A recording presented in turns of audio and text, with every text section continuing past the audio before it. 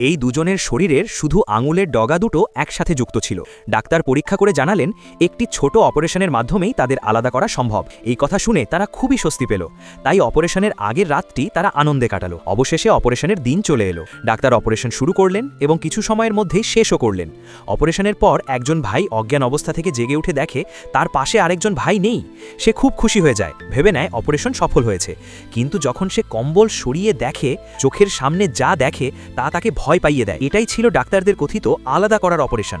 আতঙ্কে সে চিৎকার করতে থাকে। এমন ডাক্তার সত্যিই মানুষকে মানসিকভাবে ভেঙে দিতে পারে। কিন্তু আশ্চর্যের বিষয় হলো, এই ডাক্তার শুধু এখানেই থেমে থাকেনি। সে আবার নিজের আরেক কাজ, দাঁতের চিকিৎসা করতে চলে যায়। একদিন তার কাছে এক রোগী এলো যার মুখ খুব ছোট। ডাক্তার তাকে মুখ খুলতে বললেও রোগী ঠিকমতো সহযোগিতা করতে পারছিল না। সাধারণ চিকিৎসা পদ্ধতি এখানে কাজ করছিল না। তখন ডাক্তার ভিন্ন একটি উপায় ব্যবহার করলেন। তিনি নার্সকে ইশারা করলেন, নার্সও তার সাথে মিল রেখে কিছু করলেন।